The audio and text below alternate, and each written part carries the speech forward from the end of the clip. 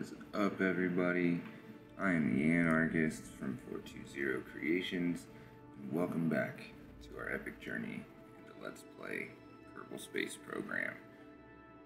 You're gonna see me do some stuff in the background while I give you guys a quick recap.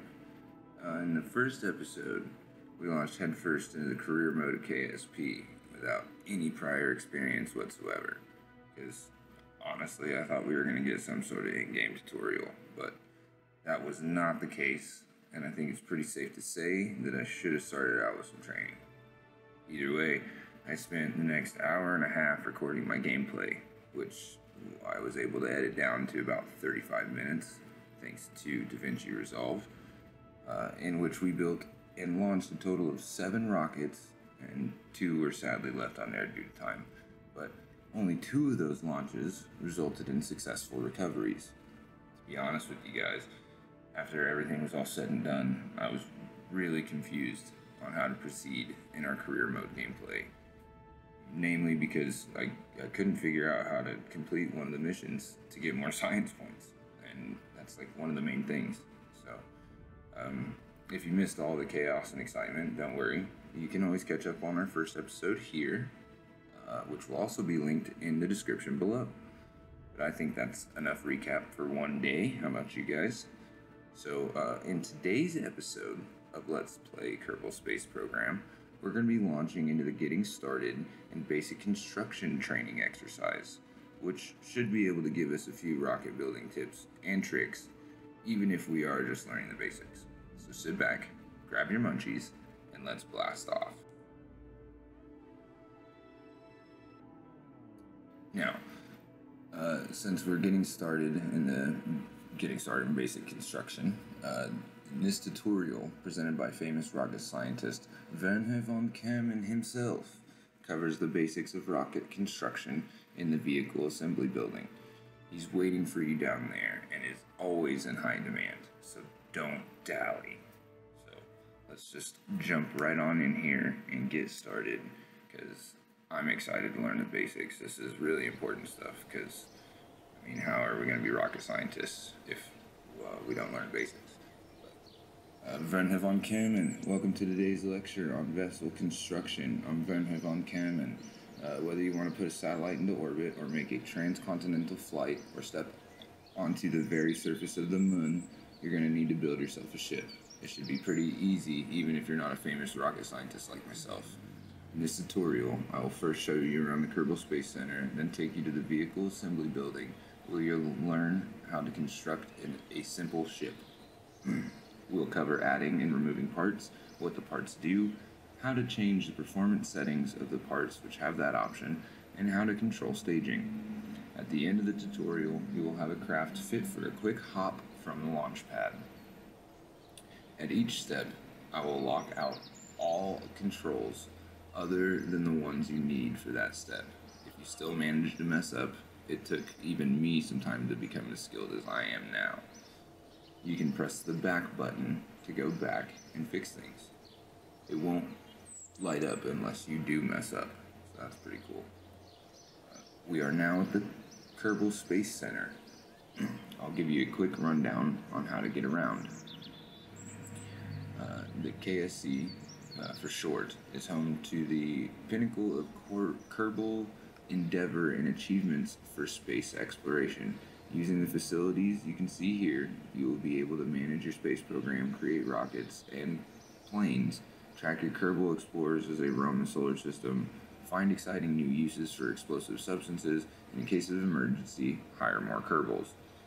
To find out more about each of these facilities, you can hover your mouse over them, or the facilities button. They show up when the cursor is outside of this window, which you can see. If you need to repair a structure or upgrade them in the career, you can do this by right-clicking them. Take some time to hover the mouse over the buildings and see what each of them are, and when you're ready, enter the vehicle assembly building, or the VAB, which is right there in the middle. You got the space plane hangar right there. It allows construction of spacecraft designed to be launched from the runway, mission control. It's all available, contract can be managed. It also offers a very nice view of the launch sites, for any who are brave enough to be close enough to a launching craft. The astronaut complex contains the living and recreation spaces for all our crew members. The administration building might not seem like a very exciting place at first, but it's where our strategic department is. Research and development, it's where all the science is, where we're going to be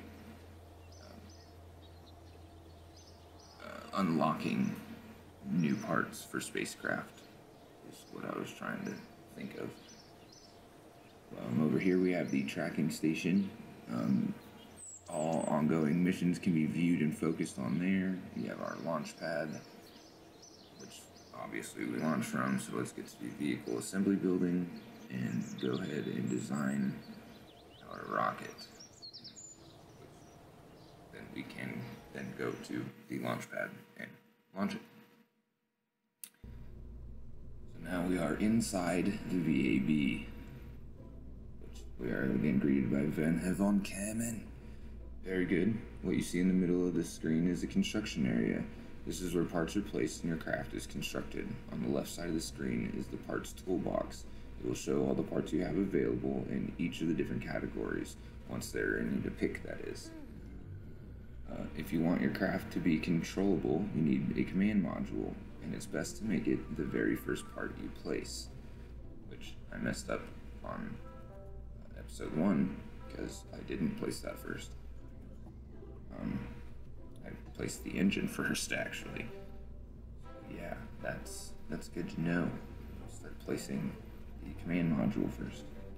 This part will either contain some nice plucky Kerbal crew or an automated pilot mechanism. As we're just getting started, there's only one choice. Go ahead and pick that command module. There you see it. After at least one part is placed, you can look around with the following controls: orbit the camera with your arrow keys, or drag your right mouse. Click the right mouse key. Click your right mouse button and drag it around. Move the camera up and down with the page up, page down, or the mouse scroll wheel. Zoom the camera with the keypad plus or the minus button, or shift with your mouse and scroll wheel. So that's nice keyboard commands to know. That's pretty helpful. I'll definitely be needing those later on because I was having one heck of a time building the rockets in our first episode. Adding a parachute. If you'd like your pilot to be able to make more than one flight, he or she will have to return safely to the ground or water on Kerbin. Parachutes are a simple way to make sure that happens. They can be found on the utility tab. Change tabs by clicking on icons. When you're choosing parts, you can view the details of available parts by hovering over them in the toolbox. When the info is visible, most parts have an additional information window which can be opened with a right click. Note that the parachute states the effective diameter in each state and what the maximum safe speed for deployment is. Go ahead and right click. That is the Mark 16 parachute. Might be considered by some to be little more than a random stitched together of surplus parts it is in fact made from, but the fact remains that the Mark 16 has been widely accepted as a generally better alternative to being in freefall. You can see the semi-deployment effective diameter of 0.8, fully deployed effective diameter of 20.7. So go ahead and click the Mark 16 parachute, left clicking on it, we already did that. Next. So some parts, like our parachute here, have configurable options. To see these, we need to right click on the parachute we just attached. We just attached to the pod. And we just did that. So now on the parachute, you will see that we can adjust the altitude and the atmospheric pressure at which it opens. That setting can be quite useful on distant worlds.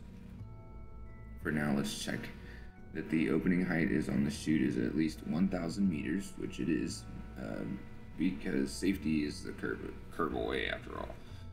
The minimum pressure slider, move it to the right a bit to point 2. This setting prevents the chute from activating until the atmospheric pressure is above the configured value. On Kerbal, point 2 is about 2 kilometers in altitude, or 1 kilometer in altitude.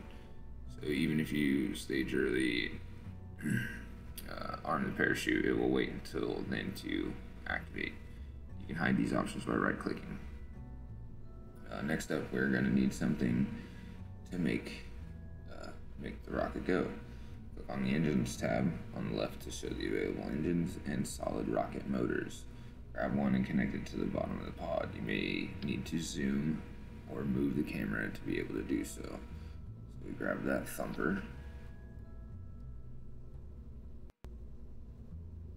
Yeah, we did have to zoom out. Oops, I forgot, you're just starting out. You're not a famous rocket scientist, and to make that craft survivable as it stands now, you'd have to be better at rocket science than me. Ha! Impossible!